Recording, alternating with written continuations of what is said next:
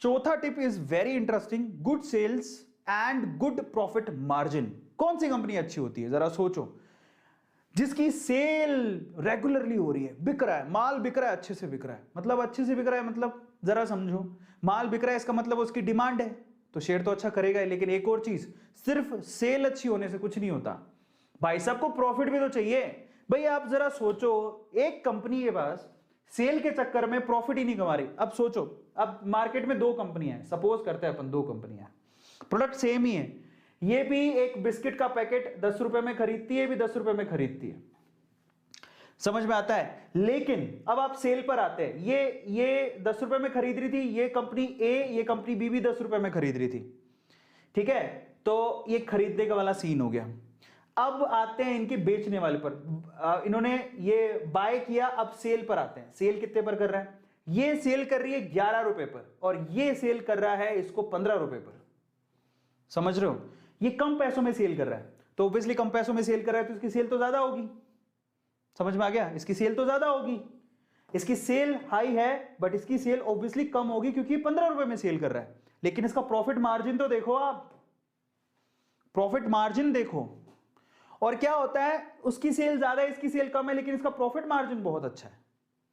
तो in that case sales अकेली important नहीं है। कई लोग सेल बढ़ाने के चक्कर में, कंपनियां सेल दिखाने के चक्कर में क्या करती हैं, 10 रुपए का माल 9 रुपए में बेच रही है, घाटे में बेच रही है, ताकि सेल लोगों को ज्यादा दिखे। अरे हमें सेल का क्या करना है, तुम्हारा प्रॉफिट भी तो दिखाओ, समझ में आ रहा है। ऐसी भी गुच्छम गुच्छी है। तो बहुत ध्यान से चीजें देखने लायक होती हैं कि भैया सेल अच्छे होने से कुछ नहीं है, प्रॉफिट मार्जिन कितना है। अगर प्रॉफिट ही नहीं है तो कंपनी सर्वाइव कर पाएगी नहीं। 10 रुपए की चीज 9 रुपए में बेच के सेल कोई भी ले आएगा, 10 रुपए की चीज 15 रुपए में बेच के दिखाओ। और मैं आपको एक और बात बताऊं, ऐसी कंपनियां जो अपने प्रॉफिट मार्जिन से कभी कॉम्प्रोमाइज नहीं करती, वो कंपनियां बहुत अच्छा करती हैं। क्योंकि अगर आप प्रॉफिट ही नहीं हो रहा तो आप बताओ, आप नए इक्विपमेंट कहां से लाओगे, आप प्रोग्रेस कैसे करोगे। उसका एग्जांपल देता हूं, आयशर ट्रैक्टर। आयशर ट्रैक्टर सुना है आपने, जब से कंपनी खुली है उसने अपने प्रॉफिट मार्जिन में कभी कॉम्प्रोमाइज नहीं किया, उसने हमेशा अपना प्रॉफिट मार्जिन बढ़ाया। ये बहुत इंपॉर्टेंट है। तो प्रॉफिट मार्जिन अच्छा होना चाहिए, सेल भी अच्छी होना चाहिए, दोनों चीजें अच्छी हैं अगर तो कंपनी अच्छी है, समझ में आ गया। तो उसकी सेल भी अच्छी होनी चाहिए, प्रॉफिट मार्जिन भी अच्छा होना चाहिए। और अगर दोनों चीजें अच्छी हैं, मैं एग्जांपल देता हूं चलो आपको, ठीक है। सो एग्जांपल देता हूं, एग्जांपल पकड़िए, एग्जांपल देता हूं मैं आपको डी मार्ट का और यहां पर बिग बाजार का। आप डी मार्ट का नाम भी बहुत लोगों ने सुना है और बिग बाजार का भी बहुत लोगों ने नाम सुना है। आप एक जरा शेयर प्राइस चेक करो, डी मार्ट का एक शेयर 3380 रुपए का है, पिछले 5 साल की रिटर्न है 450% की। आप आ जाओ यहां पर बिग बाजार, बिग बाजार का एक शेयर मात्र 63 रुपए का है और नेगेटिव रिटर्न है।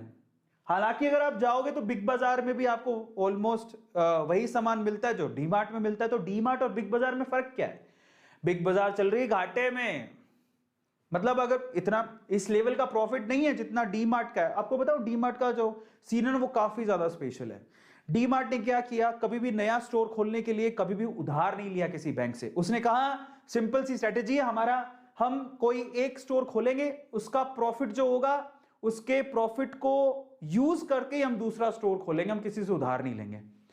तो आप देखोगे ना, एक स्टोर से दूसरा स्टोर खुला, फिर 2 स्टोर के प्रॉफिट से 4 स्टोर खुले, 4 स्टोर के प्रॉफिट से 8 स्टोर खुले, ऐसे करके क्यूमुलेटिवली आज डी मार्ट पूरे इंडिया भर में फैली हुई है, समझ रहे हो। और सेल्स देखो आप, ये क्या करेगी, प्रॉफिट मार्जिन थोड़ा कम रखती है बाकी से, लेकिन सेल क्या लेवल की स्केल होती है, सेल होती है। यहां पर आपको पता है डी मार्ट खुलता है शहर के बाहर और लोग दूर दूर से डी मार्ट पर जाते हैं क्योंकि सबको पता है कि डी मार्ट में क्या होगा, चीजें सस्ती मिलेंगी।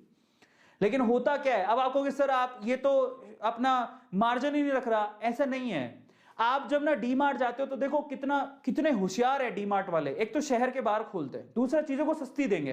तो लोगों की मेंटेलिटी क्या है, इंडिया में ना ऐसे बहुत से लोग हैं जिनको सस्ता चाहिए, एवरेज बिलो एवरेज सस्ता चाहिए। वो हर संडे जाएंगे सामान लेने के लिए, जब डी मार्ट में घुसते हैं ना तो वो पूरे सप्ताह भर का सामान लेके आते हैं, कई लोग तो महीने भर का सामान ले आते हैं। और अब तो मेरे को बड़ी खुशी हुई, आज ही देख रहा था डी मार्ट ऑनलाइन अवेलेबल हो गया है। मतलब इसकी ऐप डाउनलोड करो, डी मार्ट ऑनलाइन अवेलेबल है, आप इसकी ऐप डाउनलोड करो, घर पे ऑर्डर करो, घर पे दे जाएगा। लेकिन स्टोर में क्या होता था, चीजें सस्ती मिलती हैं, लोग दूर दूर चले जाते हैं, 7-7 दिन का इकट्ठे सामान खरीदते हैं। तो देखो ओवरऑल ना प्रॉफिट मार्जिन है ना, आप देखो लेने गए थे बिस्किट एक नहीं लाए डीमार्ट से, भर के लाए। लेने गए थे सिर्फ बिस्किट के साथ हम बहुत सारे बिस्किट ले आए, चॉकलेट भी ले आए, कोल्ड ड्रिंक भी ले आए। घुसरे तो अगर मन चलता है, क्योंकि डीमार्ट में बहुत सारा सामान खुला ही रखा हुआ है, लोग अपनी पूरी वो भर लेते हैं ट्रॉली और फिर लेके चलते हैं, आपने देखा होगा।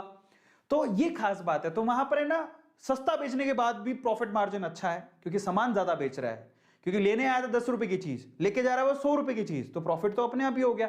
ऊपर से सामान बिक रहा है। और सबसे खास बात बताता हूं आपको, डी मार्ट एक ऐसी कंपनी है जिसमें ना, जो मतलब अपने खुद के कैश फ्लो पे काम करती है, लोगों से उधार नहीं लेती, ठीक है, लोगों से कैश में लेती है और कैश में पैसा दे देती है। बहुत अच्छा जो सिस्टम जो दमानी जी ने सेट किया ना, इसी वजह से 3380 रुपए का शेयर है।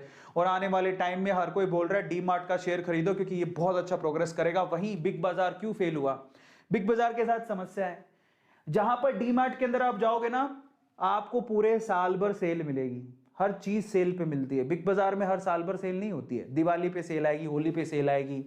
मार्जिन अच्छा खासा रखते हैं, स्टोर के खर्चे भी बहुत ज्यादा है। डी मार्ट और बिग बाजार में क्या फर्क है? बिग बाजार का जो स्टोर होगा ना, वो लैविश होगा, ठंडा ठंडा हो रहा है, और अलग अलग स्टॉल 3-3 होंगे। यहाँ पर डी मार्ट में ऐसा नहीं है। डी मार्ट के स्टोर पे कभी जाके देखना आप, डी मार्ट के स्टोर में सारी चीजें ऐसी रखी हुई है, कोई एसी वेसी नहीं है, बैठने के काउंटर कुछ नहीं, मतलब सारी चीज सस्ते दे रहे, चीजें ऐसी रखी हुई हैं, ज्यादा साज सज्जा नहीं होती, खरीदो और लेके जाओ।